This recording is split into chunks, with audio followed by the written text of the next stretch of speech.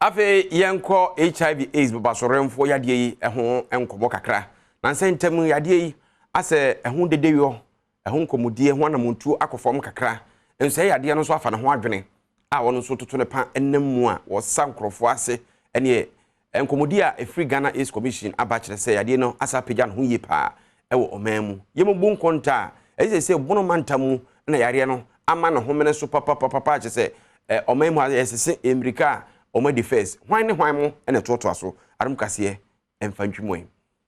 Penny kwanchirafo a wada Ghana AIDS Commission adwumako no ano eto ahene kyereme ene ne Adom kase ama ne boni abenapoku ahwene hwehwe nkomo a wade tudwa se. Bono mantam no ena sese de wo age HIV yare kodi awu no ho ensam ato wa metri so a wo mu edikan wo man mu nyina. HIV prevalence region a edikan eye bono 2.6. In Ghana nyina no prevalence 1.67. In Bono Region ewo esro chain national prevalence no.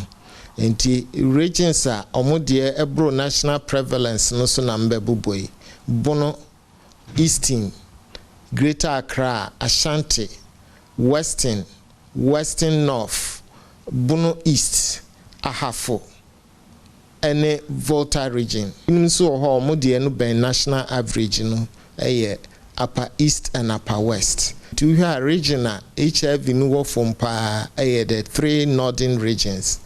Savannah, Northern Region and Northeast regions. Oye no dia de srede to manfo anim se omomaden se brano no obekwa kwhwe wo mogam ne woni padua mu ahwe se yade no bi wo mu anase bi nim kire se de se mpo unya yade no bi a edro ho no mu a ebetimi asoso mu kakra ya kozi bra twedi ampo nyankopon ebefrew evra chasefo asase so.